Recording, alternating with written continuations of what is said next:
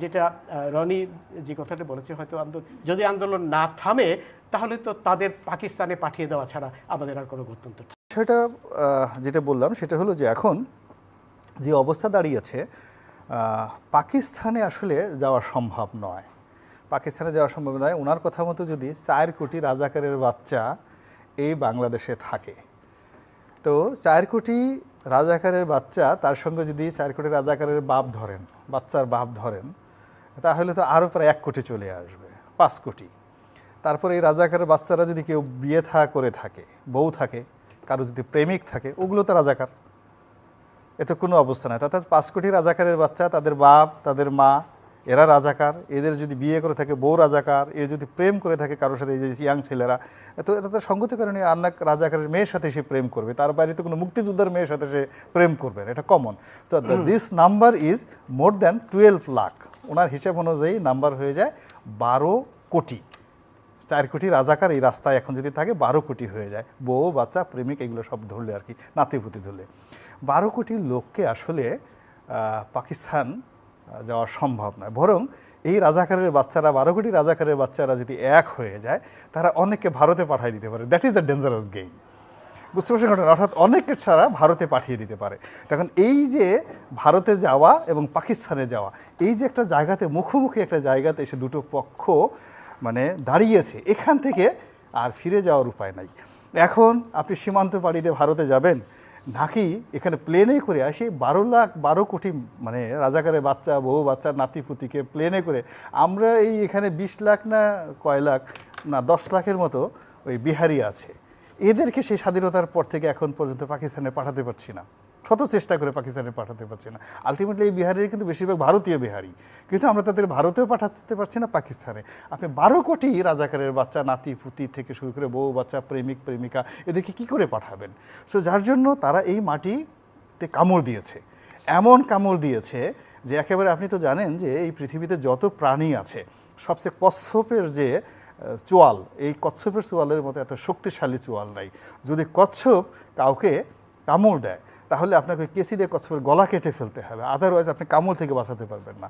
এখন এই যে 12 কোটি রাজাকারের বাচ্চা যারা নিজেদেরকে আইডেন্টিফাই করে ফেলেছে এবং আওয়ামী লীগ বলে ফেলেছে এরা রাজাকারের বাচ্চা, এরা এই মাটিকে কামড় দিয়েছে, এই বাংলার মাটিকে কামড় দিয়েছে। টেকনাফ থেকে তেঁতুলিয়া পর্যন্ত প্রত্যেকটা জাতীয় নদী নালা, পাহাড় পর্বত থেকে শুরু করে এমনকি এইখানে যত প্রাণীগুলো আছে, পশু পাখি, তাদের সঙ্গে তারা পশু পাখি রাজাকার বানিয়ে ফেলেছে। এরা জেনাতেনা জায়গাতে নাই। এরা এই বাংলা শহরের যতগুলো মানে গৃহপালিত প্রাণী আছে, কুকুরগুলোকে রাজাকার বানিয়ে ফেলেছে। যত কাউয়া, এই কাউয়াগুলোকে তারা রাজাকার বানিয়ে ফেলেছে। এখন এই কাকাগুলো দেখবেন যে আর আগের মতো কাকা করছে না, এখন এগুলো সব রাজাকার কাউয়া হয়ে গেছে। টিয়া পাখি, ময়না পাখি, চড়াই, এইগুলো সবগুলো দেখবেন যে আর 7-8 দিনের মধ্যে সব রাজাকার হয়ে গেছে। এবং এগুলোর মুখ থেকে যদি অন্য কোনো স্লোগান বের হয়ে যায়, তুমি কে আমি কে, রাজাকার রাজাকার, আপনি দেখবেন যে এই পাখিগুলো চারিদিকে স্লোগান দিচ্ছে। আপনি এই বিপ্লব ঠেকায় রাখবেন কি করে?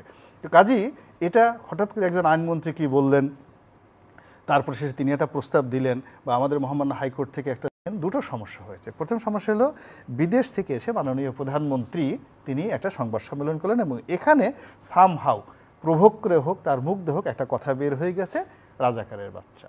এবং এই যে রাজাকারের বাচ্চা শব্দটি বের হয়ে গেছে, নাতিপুতি বের হয়ে গেছে, এটা সিরিয়াসলি একটা অ্যাঙ্গার তৈরি করেছে।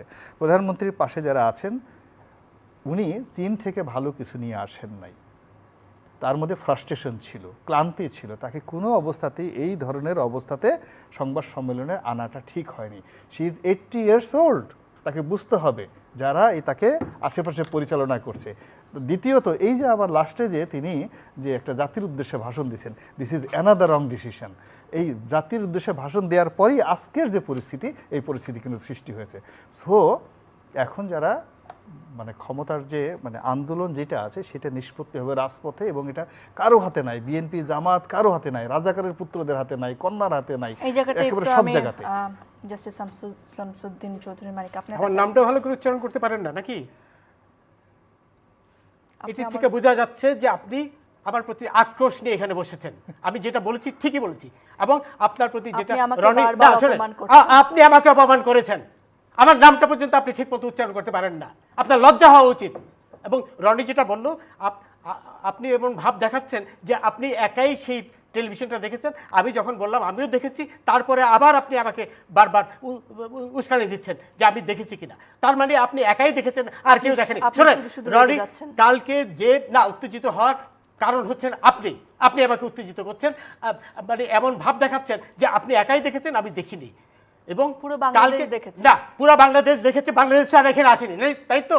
আমিও তো দেখেছি। আমি কি অন্ধ ছিলাম? অবশ্যই আপনি বাংলাদেশে। তাহলে আবার এই আপনি, আমি যখন বললাম আমি দেখেছি, তারপর তো আপনার অ্যাঙ্কার হিসেবে আপনার চুপ হয়ে যাওয়া উচিত ছিল। আপনি আবার আমাকে খোঁচাচ্ছেন। শোনেন, এইখানে আমরা গত কয়েকদিনে কি হয়েছে, তারা কি ধরনের সহিংস হয়েছে, এটা কি কারো দেখার বাকি আছে? এবং আজকেও তো দেখলাম এই টিভি, আপনার বাংলা টিভি হাতে অস্ত্র ছিল। অবশ্যই ছিল। আমি কি অন্ধ মানুষ? তার হাতে লাঠি ছোটা ছিল, আমি নিজে দেখেছি। লাঠি দিয়ে সে মেরে আপনি শুনেন, আপনি তো একা দেখেননি নাকি, আরো অনেকেই দেখেছে। সেটাই বলছি, তাহলে আমিও দেখেছি, আমি দেখেছি। যে আপনার কথা শুনে মনে হচ্ছে না আপনি দেখেছেন।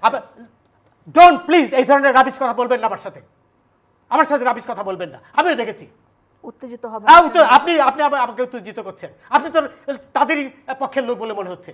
আমি অবশ্যই আপনি তাদের পক্ষে কথা বলেন। শোনেন, এই যে সবুজ মেয়ে মারা গেল ছাত্রলীগের, তাকে কে মারলো?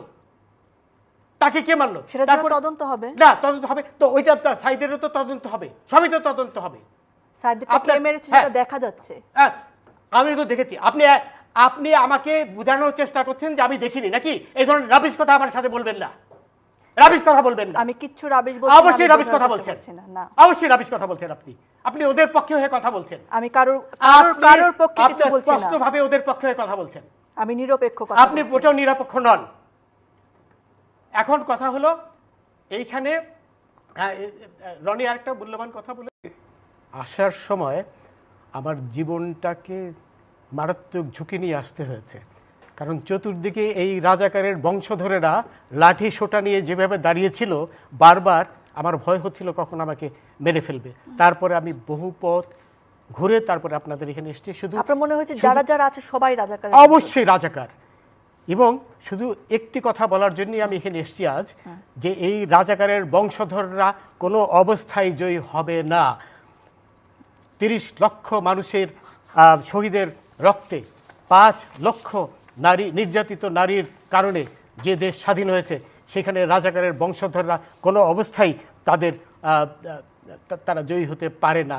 এই কথাটি বলার জন্যই আমি এত পথ ঘুরে আমার জীবন বাজি রেখে আপনাদের স্টুডিওতে আজ এসেছি। দেখুন।